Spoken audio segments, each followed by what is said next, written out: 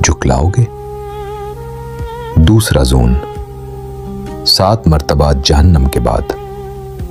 سوچیں، جہنم کا ذکر کرنے کے بعد بھی اللہ پوچھتا ہے میری کون سی نعمت کو جھٹلاؤ گے؟ کیونکہ اگر ظلم کا حساب نہ ہو، اگر ظالم اور مظلوم کا انجام ایک جیسا ہو، یہ کائنات میننگ لیس ہو جائے۔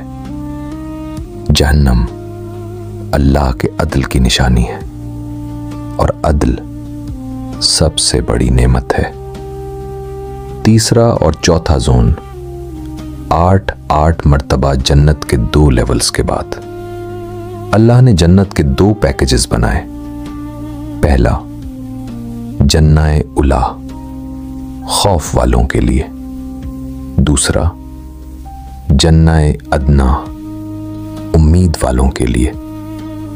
یعنی کوئی بھی خالی ہاتھ نہیں جائے گا بشرطی کہ واپس آئے۔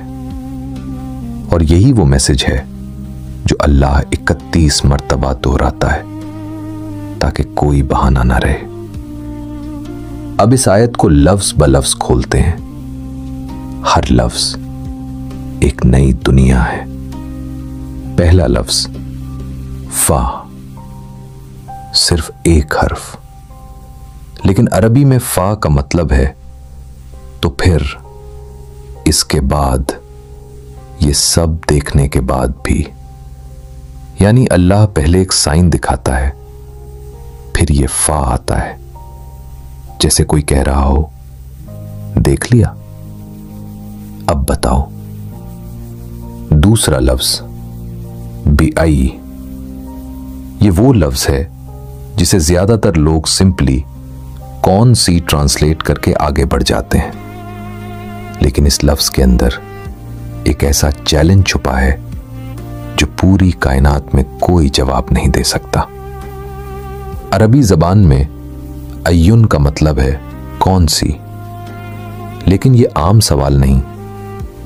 کلاسیکل عربک بلاغہ یعنی علم بلاغت میں اسے کہتے ہیں استفہام تاجیز، یعنی وہ سوال جس کا جواب دینا ممکن ہی نہ ہو۔ اللہ یہ نہیں پوچھ رہا کیا تم نعمتوں کو جھٹلاؤ گے؟ اللہ پوچھ رہا ہے کون سی نعمت کو جھٹلاؤ گے؟ بتاؤ۔ یعنی ایک اسپیسیفک نعمت کا نام لو جسے تم ڈینائی کر سکو، اور یہ ممکن نہیں ہے کیونکہ اللہ کی ہر نعمت دوسری سے جڑی ہے۔ آنکھ ڈینائی کرو تو روشنی کا کیا کرو گے؟ سانس ڈینائی کرو تو ہوا کا کیا کرو گے؟ دماغ ڈینائی کرو تو سوچ کا کیا کرو گے؟ کوئی ایک نعمت ڈینائی نہیں کر سکتے کیونکہ ہر نعمت کائنات کی پوری نظام سے جڑی ہے۔ اسی لیے امام رازی رحمہ اللہ نے لکھا، یہ وہ سوال ہے جو انسان کو سپیچ لیس کر دیتا ہے، کیونکہ اس کا صحیح جواب صرف ایک ہے، یا اللہ تیری کوئی نعمت نہیں جھٹلائی جا سکتی۔ اور یہی وہ جواب ہے جو جنات نے دیا تھا، اور ہم سکرول کر رہے تھے۔ تیسرا لفظ اعلی، زیادہ تر ترجمے میں صرف نعمتیں لکھا ہوتا ہے، لیکن کلاسیکل عربک ڈکشنریز کچھ اور بتاتی ہیں۔ اعلیٰ کے معنی نعمتیں، قدرت، معجزات، نشانیاں، رحمت، وارننگ اور اللہ کا عدل۔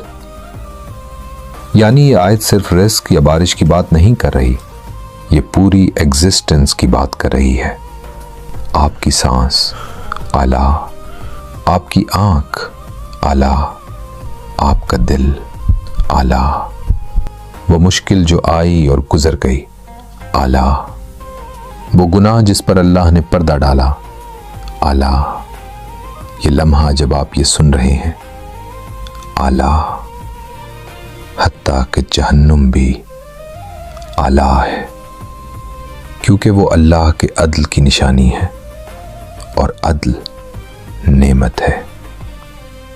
चौथा लफ्ज रब्बिकुमा, तुम दोनों के रब। अल्लाह यहां इंसान और जिन दोनों से बात कर रहा है, यानी ये सवाल सिर्फ आपसे नहीं, ये पूरी मखलूक से है। और पूरी कायनात में कोई एक मखलूक नहीं जो कह सके मैंने तेरी कोई नेमत नहीं ली। और आखिरी लफ्ज तो कज़्ज़िबान, तर्जुमा है झुटलाओगे।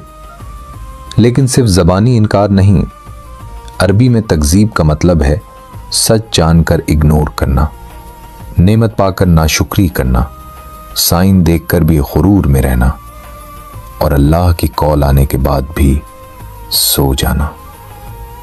और सबसे खतरनाक तकज़ीब वो है जो ज़बान से नहीं बल्कि ज़िंदगी से होती है। जब हम जानते हैं ये सब अल्लाह ने दिया मगर अल्लाह को भूल जाते हैं, ये भी तकज़ीब है। शायद हम सब यही कर रहे हैं।